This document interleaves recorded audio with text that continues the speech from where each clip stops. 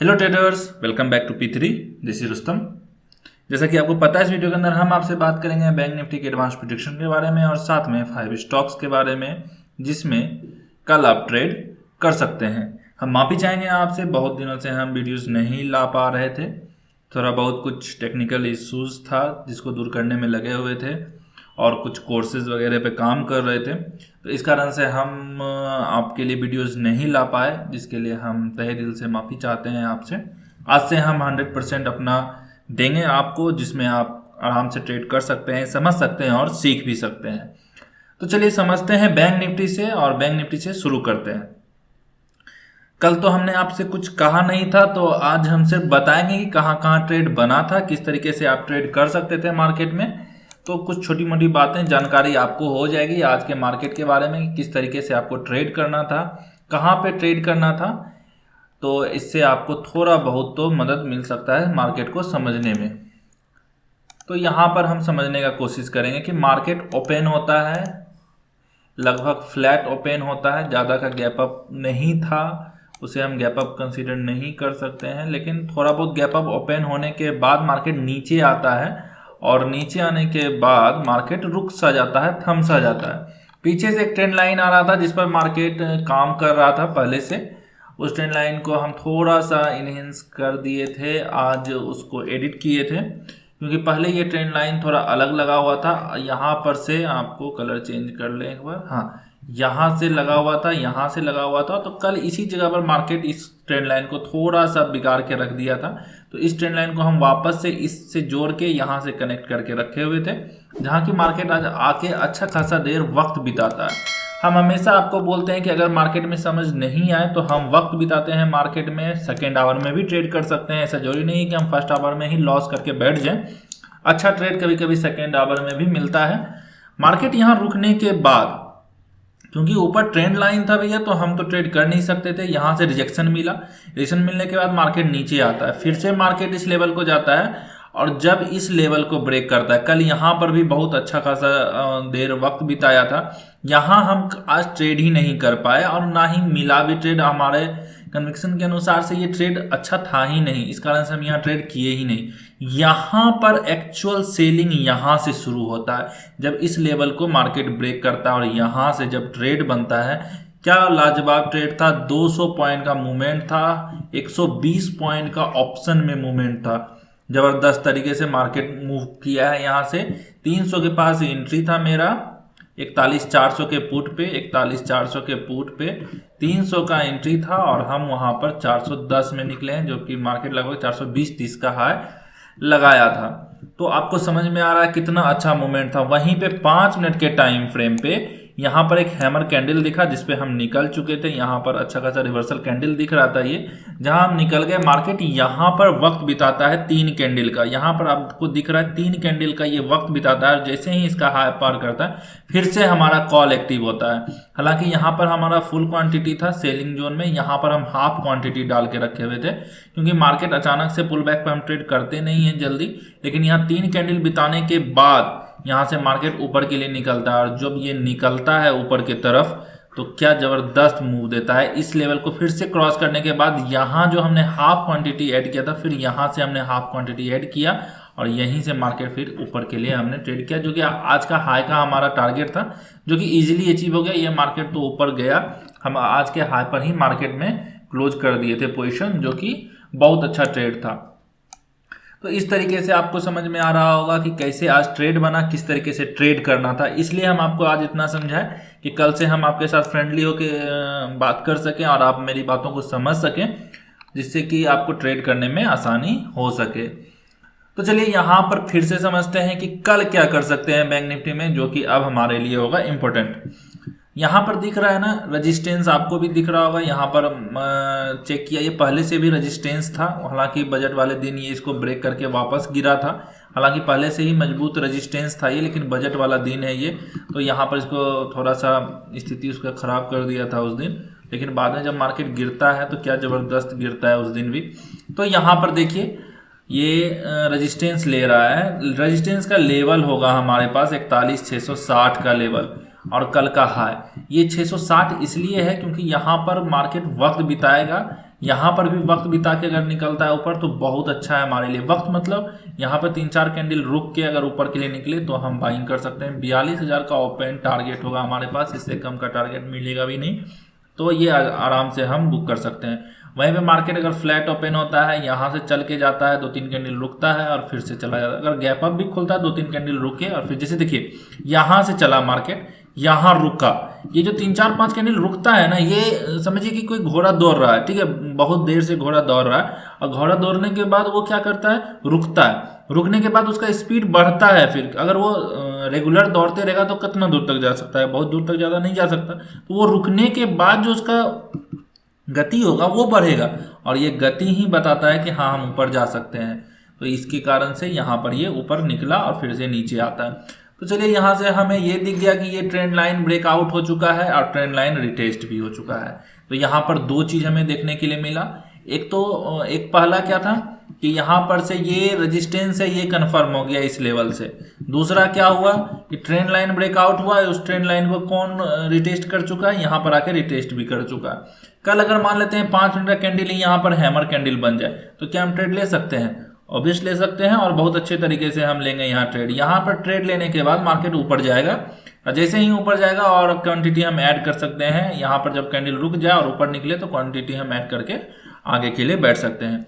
तो चलिए अब सेल की तरफ बात करते हैं। सेल में क्या हमको दिखता है मार्केट में।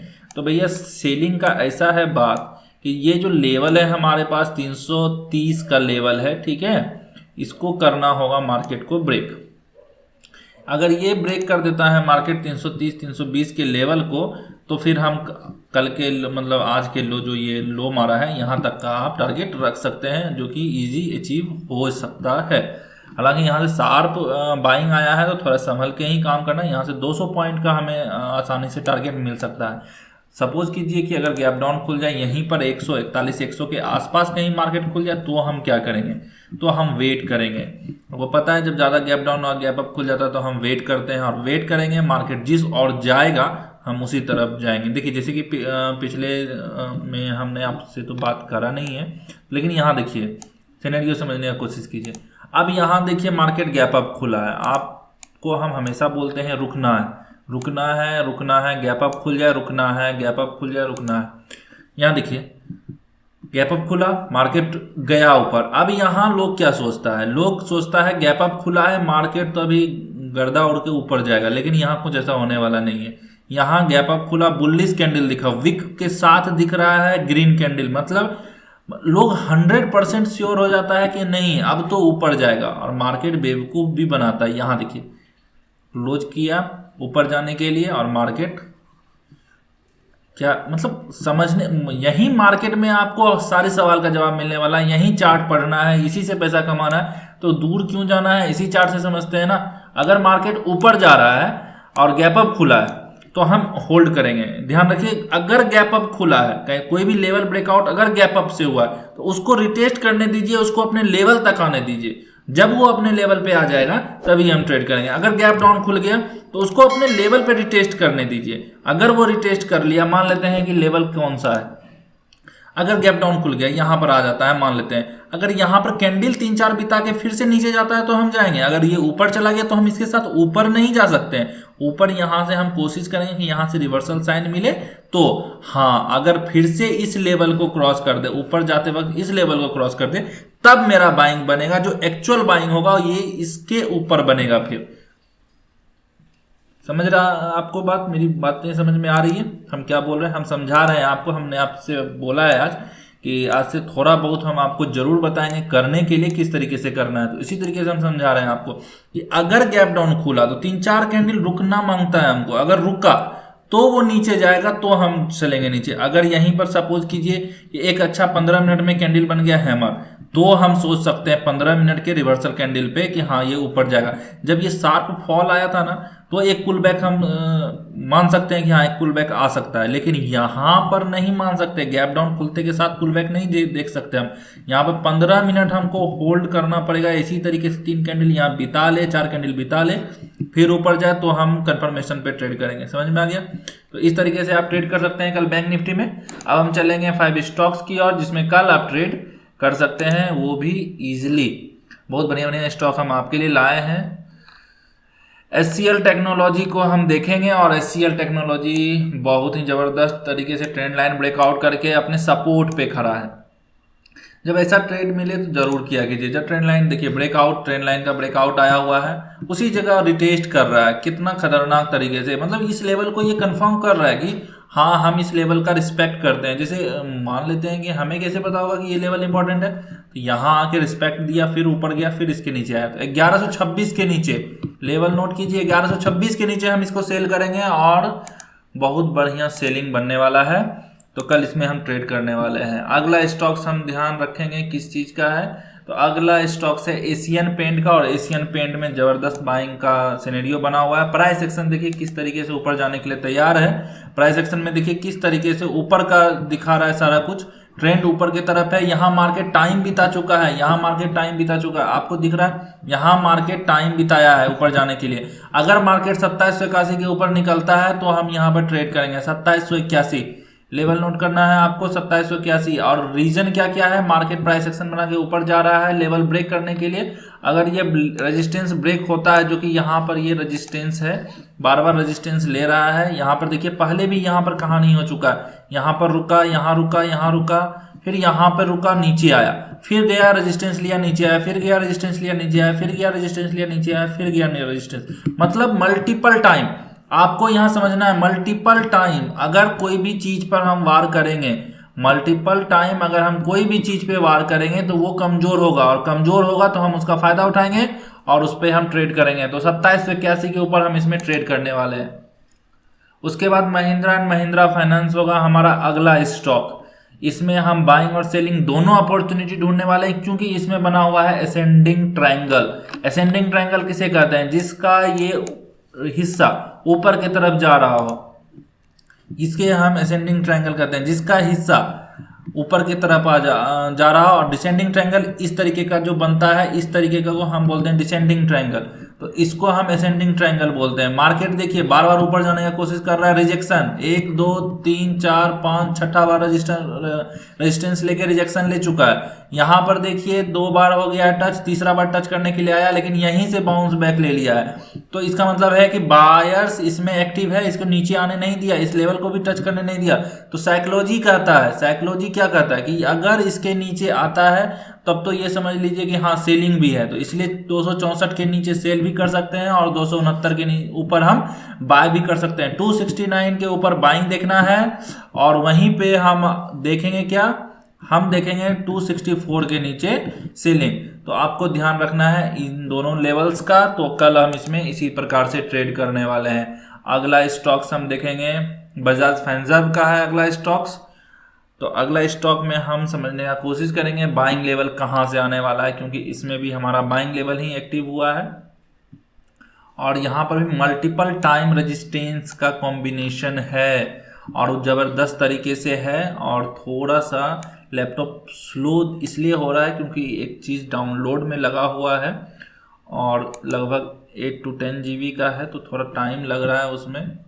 तो यहाँ देखिए ये रेजिस्टेंस ले चुका है, resistance resistance resistance resistance resistance 1363 के ऊपर बाइंग है। 1363 के ऊपर हम बाइंग करने वाले हैं, लेवल नोट कर लीजिए। 1363 के ऊपर बाइंग है, और इसमें मल्टीपल टाइम सपोर्ट का कॉम्बिनेशन है, रेजिस्टेंस का कॉम्बिनेशन है। मार्केट यहाँ वक्त बिता चुका है, अगर ऊपर निकलेगा तो हम बाइंग पोजीशन देखेंगे, अगर सेलिंग आता है तो हम छोड़ देंगे, हमारे लिए काम का नहीं है।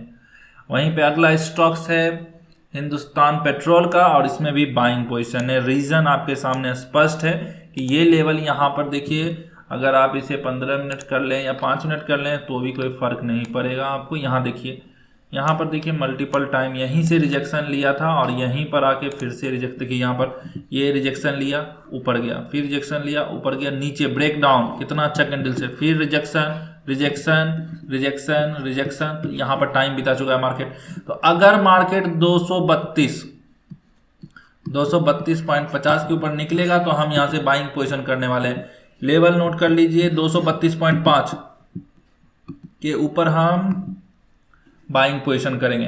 तो तो आई होप कि आपको ये लेवल समझ में आ रहा हो और आपको पता है हमारे सारे स्टॉक्स में ट्रेड करने का एक ही नियम है कि 5 और 15 मिनट का एक कैंडल क्लोज करना चाहिए। 5 या 15 मिनट का एक कैंडल क्लोज मांगता है कि क्लोज होना चाहिए। दूसरा बात क्या होना चाहिए, टारगेट क्या होना चाहिए। टारगेट हम स्विंग, जैसे इसमें 336 का टारगेट हमें 236 का टारगेट हमें दिख रहा है, तो टारगेट 236 का आने वाला है इसमें।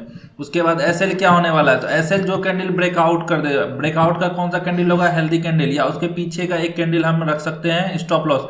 अगर नीचे साइड टूटा है तो उसके एक पीछे का आप हार्डली रख सकते हैं। अगर ये कैंडल बड़ा है तो हम इसी का स्टॉप लॉस कंसीडर करेंगे। अगर 2-3 कैंडल 4 कैंडल रुक गया है उसके बाद तो रहा है, तो इस 4 कैंडल का लो हम स्टॉप लॉस रखने वाले हैं। तो इस तरीके से हम इसमें ट्रेड करने वाले हैं। तो आई होप कि ये चीज़ें समझ में आ गई होगी आपको।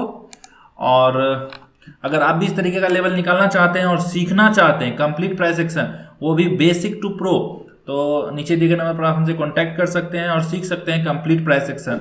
और वीडियो अच्छा लगा हो तो वीडियो को लाइक कर दीजिएगा, चैनल को सब्सक्राइब कर दीजिएगा और बेल आइकन दबाना मत भूलिएगा। मिलते हैं अगले वीडियो में।